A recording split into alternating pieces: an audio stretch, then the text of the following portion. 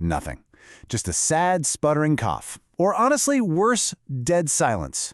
Meanwhile, there's a line of angry boaters forming right behind you, everyone just sitting around staring, waiting for you to get out of the way. Man, it is the absolute dread of every boater. We've all been there. But hey, don't panic. Welcome to This Explainer. Today, we're going to turn that ultimate frustration into pure empowerment. Now, right about now, you might be thinking you immediately need to tow your boat to an expensive marine mechanic, kiss your entire weekend goodbye, and empty your wallet. But I'm here to reassure you that you can totally diagnose and fix this yourself.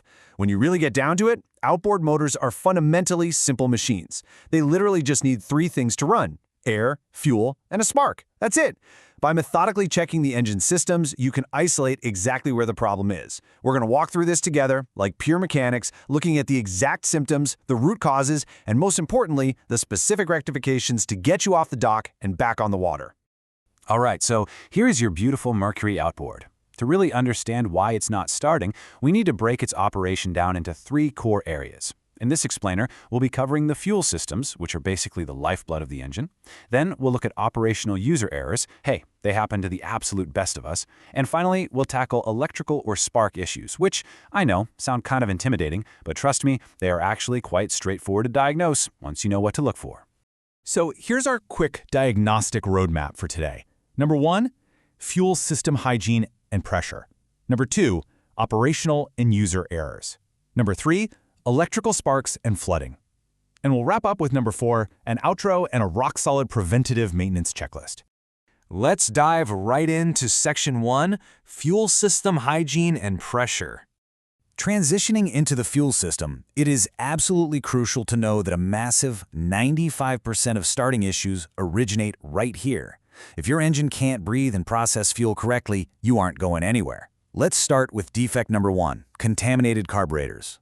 The symptom here is an extremely hard start or a really rough, sputtering idle. So what's the cause? Well, inside your carburetor are these two tiny jets responsible for vaporizing the gas so it can actually be ignited. When you use gas with ethanol, it undergoes something called phase separation. The ethanol physically separates from the gasoline, acts like a magnet for humid marine air to pull in water, and creates this nasty, corrosive, sludgy varnish right inside those tiny jets. The rectification? You're going to have to tear the carburetor down, take those jets out, and let them soak in carb cleaner. And the long-term fix? Do yourself a favor and stop using ethanol gas in your outboard.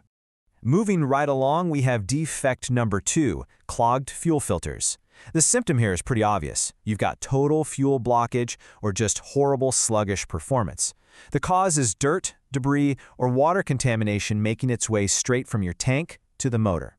Now, your Mercury manual has a very specific rectification for this. You need to inspect the sight bowl for water and dirt. But listen up, here is a critical warning. Do not turn or tilt the fuel filter assembly when you're removing it. You must pull straight down to remove it, wash the element with cleaning solvent, and push straight up when reinstalling. Twisting it? That can actually snap the plastic fuel line connection entirely, and that is a headache you do not want.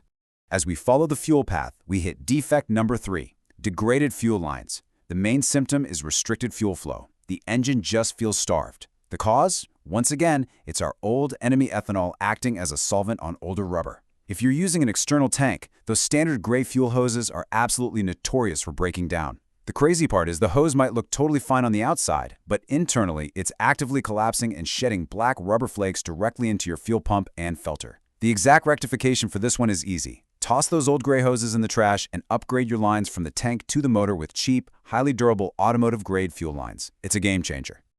Defect number 4 involves priming and pressure issues. The symptom is either losing prime between trips or you're getting flooded out on a hot day. The cause can actually be twofold. First, gas can backflow into your tank if the check valve in your fuel pump is bad or if you just haven't primed it correctly. Second, modern EPA-approved external tanks are completely sealed. They do not vent to the atmosphere. So as the sun beats down on that plastic tank, pressure builds up rapidly and literally forces too much gas past the valves, completely flooding the engine. The rectification: use your external tank's primer bulb to manually prime the entire system until it's firm before your first pull. And to stop that hot day pressure flooding, just add a simple inline fuel demand valve. Let's move on to section 2, operational and user errors.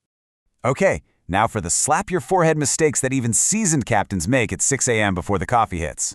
Thankfully, these are the easiest things in the world to fix. Defect number 5 is closed fuel tank vents. The symptom is an engine that starts right up, runs perfectly for a minute, and then completely dies from fuel starvation. The cause is a vacuum lock. Think of it like putting a straw in a glass of water, capping the top with your thumb, and pulling it out. The liquid stays completely trapped inside, right? If your gas cap vent is closed, the fuel pump absolutely cannot pull the gas out against that vacuum. The rectification is wonderfully simple. Just reach over and open the little vent screw on top of your gas cap. Boom, problem solved. Next up is defect number 6, the disengaged emergency safety lanyard. The symptom? You are pulling and pulling the starter cord, but you have absolutely zero spark. The cause is that your emergency kill switch circuit is open. If you trace the continuity circuit for the motor, you'll see that an unseated lanyard completely opens the stop circuit. If that clip is not seated all the way in, or if it accidentally got bumped by a knee, it prevents the spark plug from firing to save you in a man-overboard emergency. The rectification is simply verifying the lanyard is pushed firmly and completely into the run position. Defect number 7 covers incorrect choke settings and your cold start routine. The symptom here is a cold motor that absolutely refuses to turn over. The cause is an improper fuel-to-air mixture for a cold block. You see, a cold engine block causes atomized fuel to immediately condense on the cold cylinder walls. That leaves way too little fuel vapor suspended in the air to actually ignite. The rectification is strictly following the cold start procedure. Ensure your throttle is precisely in the designated start position and pull the choke out fully. The choke literally restricts air, forcing a massive, rich dump of raw fuel into the cylinder to compensate for that condensation. Seriously, 99% of cold starts require that choke to be engaged. Moving into Section 3, Electrical Sparks and Flooding. Now, I know electrical faults can seem slightly more intimidating, but they are highly manageable if you just take it step by step. Let's look at Defect 8, bad or fouled spark plugs. Without a strong spark, the motor simply will not ignite. The cause can be a bunch of things: heavy carbon buildup, thick two-stroke oil fouling, an incorrect spark gap, or very commonly, a spark plug that is completely wet and saturated with liquid gas from overpriming. A wet plug cannot produce a strong spark. The rectification is to pull the plugs out, inspect them, check the gap, dry them off completely, or ideally, just replace them. And hey, while you have them out, grab a cheap $20 gauge and check your engine compression. It's a great way to rule out major mechanical issues. And that brings us perfectly to defect number 9, engine flooding, which goes hand in hand with those wet spark plugs we just talked about. The symptom is a heavy, obvious smell of raw gas and an engine that just won't fire. The cause is an overflowing carburetor. Inside the carb bowl is a float that rises with the gas level to push a needle valve closed, stopping the fuel flow. If a tiny piece of dirt or debris prevents that needle valve from seating fully, gas just keeps pouring in. The rectification is to flush out the inlet seat, clean the needle, and if you're flooded out on the water, you need to disconnect the fuel line, open the throttle wide, and give it a few pulls to let the engine breathe and clear out that excess gas. So, an absolutely crucial point here, especially if you have an electric start model and you are actively trying to clear a flooded engine, is this exact warning direct from the Mercury manual. If you just lean on the key, you will destroy your equipment. Quote, "The starter motor may be damaged if operated continuously. Do not operate continuously for more than 30 seconds." End quote. The rectification here is pure discipline. You must allow a mandatory 2-minute cooling period between starting attempts so you don't burn out the armature. Patience pays off here. If you've methodically checked everything and the engine still won't even crank on an electric model, don't throw in the towel. The manual provides a brilliant step-by-step troubleshooting flowchart. It guides you to test 3 critical electrical failure points. First, the 20-amp SFE fuse protecting the circuit. Second, the neutral start switch, which prevents you from accidentally starting the boat in gear. And third, checking for a full 12 volts of battery voltage right at the solenoid. And finally, Section 4, Outro and Maintenance Checklist. Because let's be real, the absolute best way to fix a problem at the boat ramp is to ensure it never happens in the driveway to begin with.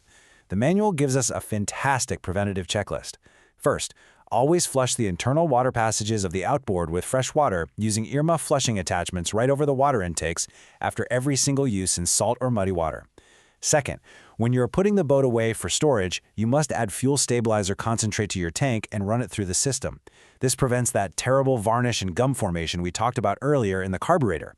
And third, make it a habit to regularly inspect your spark plugs and that sight bowl fuel filter. One final pro tip straight from the manual to add to your maintenance routine. Whenever you drain your gear case lubricant, look very closely at the magnetic end of the fill and drain plugs. Finding a tiny bit of fine metal dust is totally normal, but catching an excessive amount of actual metal chips early, that indicates abnormal gear wear. Catching this right now is a massive money saver before the lower unit completely fails on you while you're miles out on the water. And there you have it. You now have the full diagnostic roadmap to methodically troubleshoot your outboard, fix the issue, and save your weekend. But honestly, looking at how far things have come, it raises an interesting question. As outboards become increasingly computerized with highly complex, sealed electronic fuel injection systems, are the days of the DIY driveway mechanic fixing their motor at the boat ramp slowly coming to an end? Well, until that day comes, keep this explainer handy. Stick to your